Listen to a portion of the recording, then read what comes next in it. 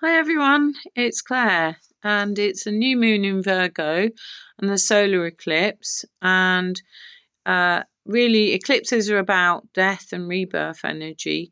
I looked at 3 or 4 astrologers, so started off with Maria Shamani, I think her name is, shamanic astrologer, and she talked about this one being 29 degrees of Virgo, the new moon, and a month ago there was also 1 degree in Virgo, a new moon. So really it's looking at something that might have closed, something that has started around possibly 23rd of August and then closed around now, because we're at the 29th degree of Virgo, or we were. Really something closes. So and also it's about priestess energy, the order from disorder, fitness, daily routines, looking at Virgo. And there might be something we've mastered. That's what she thought. What has been mastered, and something kind of a cathartic feeling, a closure, and then possibly a new beginning. And the new moon is conjunct with Mercury, and Mercury is ruler of Virgo. So Mercury also in Libra. Relationships are important, and partnerships and communications. And Libra is about balance as well. And the Sun, Moon oppose Saturn and Neptune, so we may have learned a lesson as well. Saturn teaches, and we could really be acknowledging closures, things like in a job, habits, addictions, relationships, what we're not eating anymore, friends we're not friendly with anymore. And also Neptune is about dreaming big, connecting with a new vision, so letting go of the outdated stuff. And then you've got outer planets are all slowed at the moment: Saturn, Uranus, Neptune, Pluto in retrograde. And you've got the trine Saturn, Neptune, and the moon supporting us. But really, a lot to do with closing of a big cycle and also old habits. So, Virgo is also about strategizing, purifying. But the outer planets are really slowing us down. And Saturn in Pisces retrograde, since 1st of September. Saturn takes a long time in one sign, she talked about, but highlights spiritualities, being in Pisces and see what is real. And Saturn will work with us to evolve. So be careful of fake information. Saturn in Pisces helps us know the truth till 28th of November. So the next 2 months will kind of possibly transform us. And also you've got Saturn in Aries, so new beginning around 13th of February 26. And she also had a thing also about talking about people who are doing spiritual work, but for the incorrect reasons. Then I looked at Molly McCord. She talked about the critical solar eclipse at the critical 29 degrees, 5 minutes of Virgo. Sun then going into Libra, and the second half of the astrological wheel. And we close out on a chapter in our life. And some kind of transition really as well. Virgo is a mutable earth sign, maintaining control, focus, looking at our well-being, looking at our calendar and planning. And the eclipse takes us higher, looking at what's foundational, and we need to release our grasp, give us kind of a process may be important for us. And where can we work with bigger changes as well, see what we've mastered and how our skill set has changed. And it's actually like a graduation point as well. And the new moon ushers us to a new start with the body-mind connection. And so what is working? Look at specialist knowledge. That might be useful. Solar eclipse is an ending. Equinox, the sorry, autumn. I'm very tired. Sorry, it's probably coming across. Libra energy air, taking energy out. Discussions highlighting our own polarity, diplomacy and balanced long-term arrangements. Mars 29 degrees of Libra at the equinox. Catalyst, but it's muted in Libra, luckily. And then Mars is in Scorpio. And I think someone else I've just looked at, Tanya Gabrielle, talked quite a lot about the Scorpio, the signs in Scorpio, planets in Scorpio. So a bit about empowerment and passion, being action driven. And then Pam Gregory, she had a good old look. She talked about some of the leaders that might fall around, like the eclipse time, Japanese PM, French government having problem. In the UK as well, some figures had, either been pushed or resigned. The EU leadership under pressure as well. And about standing in our own authority. And she talked about the solstices, equinoxes being a tuning fork, so for the next 3 months, really. And the lunations add a kind of layer onto it. And 3i Atlas as well, being an interstellar object that's coming through. And someone thinks quite a few people think it's not a comet, and it's extremely fast, 60 kilometers a second. It's very aligned with the ecliptic plane of our solar system, she said. And that it comes closest to the Earth at the moment on that trajectory around the 19th of December, which is around the Capricorn solstice. So interesting.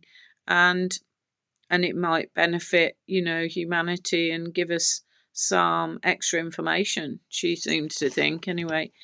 Then she talked about Libra equinox, activating 7 orbiting bodies, big beginnings, cleaning up unfinished business, Saturn in Pisces, and also like a bit on reality check, Pisces stuff, media, Hollywood, lies, deception, drugs, water, flooding, drought, toxicity, pollution, and so on. And more seismic volcanic activity as well. The Sun opposing Neptune, Saturn awaiting this conjunction. So also that 11 orbit bodies in the cardinal signs, Aries, Cancer, Capricorn, Libra. So kind of, action orientated. Maybe for big changes, wait till the big astrology is over, though, she said. So in the next year, it'll be like a fresh start in 2026 and easier momentum wise, because we've had a lot of retrograde stuff going on back and forward, and the focus will help manifest into reality, focus on love, joy, compassion and peace, and about recognizing moral bankruptcy. That link with can't read my writing, Nessus and something else I couldn't read, and Orcus conjunct South Node, shamanic underworld, and God transmuting the dark to the light. And then she talked a bit about Uranus in Gemini, linking with galactic communication. Mars squaring Pluto, that's coming soon. Individual versus the state, willpower, focus as well. So I actually also looked at I got Molly McCord in there. Seem to miss her out this time. But I've also just looked at Tanya Gabrielle as well, literally tonight. She had a lot to say. She's got quite a lot of videos out. She talked about Sun in Libra, 22nd of September, and the autumn equinox in the Northern Hemisphere. Mars in Scorpio, 22nd, merging the masculine and the feminine. And we come together as one, kind of thing. The spiritual sustenance. And then 23rd of September, Sun opposite Uranus, mystical and a rest and recuperation time. And then she talked a bit about Pluto trine to the Sun on the 24th of September, bringing confidence, positivity, truth. Pluto rules Scorpio and Mars square to Pluto. Very powerful energy because both Pluto and Mars are rulers of Scorpio, and channeling passion, this passion that might come with that, into creativity, focusing on the bird's eye view to alchemize energy. And then September the 24th, she talked about there had been a big earthquake as well in Russia on the 19th of September, around that Russian peninsula. And she really thinks there's been kind of really key messages given to us. On Sunday, it was a solar eclipse, 29 degrees of Virgo, tying in with the earthquake. And it was the same area affected previously. So, and 29, she said, is a key number, really. So I think that previous one was 29th of July, and she talked about that. 29, if you add 2 and 9, it's 11. And that's a lot to do with destiny and karma. Mars in Libra at 29 degrees, etc. Then the Sun in Libra in the Equinox, hours after the eclipse. And she talked about 3 lots of 29. So the Sun, Moon, Mars at 29 degrees. And 29, as I say, 2 and 9 is 11. So you could say it's like 3 11s. And 11 is like an antenna that hears the divine call, which is interesting. And Mars in Libra, Libra is ruled by Venus, and Mars is obviously, the male is linked with male, and Venus is linked with female. So she thinks it's like merging of the male, female, and balance, if you like. And September 21st, 8:54 Universal Time. She's got creativity, joy, truth. Sun and Moon together, truth surface and beliefs questioned. You have to surrender to the frequency. She was talking in quite, ethereal ways, but the equinox is straight after the eclipse, and a need to balance with the equinox, where you've got light and dark. I've already done another video about that, but they're equal at this time. And also she talked a bit about there's an actual kite showing, if you look at the pattern of the astrology in September, and the kite is actually in air signs, and she thinks that's a message we need to lighten up, like the kite going higher.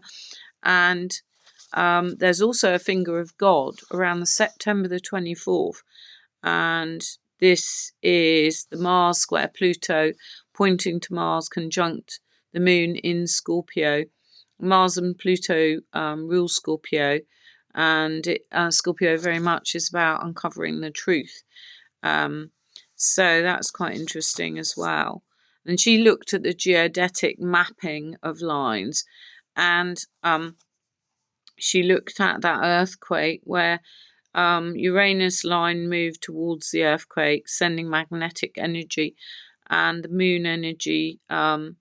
She looked at the moon geodetic line, which is mapping, somehow, I'm not sure how it works, but mapping, and the eclipse crossing Uranus line, and it was all kind of, magnetized, she thinks, so into that area. It's interesting, it's around Russia as well. Mars is the original ruler of Scorpio, and Pluto is square to Mars conjunct the moon, looking at underworld energy, and Neptune in Saturn conjunct brings things to the surface. And Neptune is 1 degree of Aries. Neptune is the spiritual, can be the spiritual warrior. And many planets as well at 1 degrees as well, which means the new beginnings and an emotional purging. Jupiter is in Cancer, I think, for some time, and that's really benefic and great place. I think Cancers might be having a better time of it at the moment after having quite a difficult time. And obviously, I think personally, I was thinking, because I'm a Scorpio, is Sun Scorpio. September the 24th is that Yod finger of God, which literally is like a really narrow, um, narrow triangle pointing in Scorpio. And I wonder if Scorpios will have something quite significant happen on the September the 24th. So, uncovering the truth. I just wonder if it's something that uncovers the truth but is incredibly meaningful and significant and important to Scorpios, but it might affect many other people and possibly quite a lot on the water signs. And you've got really that focus on water as well, given some of the astrology I think Tanya mentioned. Well, that's a quick run through, quick for me, 15 minutes. Sorry about my tiredness. I can hear that I'm not speaking brilliantly. Anyway, happy everything. New moon in Virgo, and then happy Equinox, and I've done my video on that as well. So a lot of energy, very, very sort of busy. You can feel it back and forward, certain things in retrograde, but certain things being very active. Got that finger of God. Yeah, you've got the eclipse, you've got the 329s, as Tanya was saying, but yeah, very busy period. So have a great evening, and I'll speak to you later. Bye.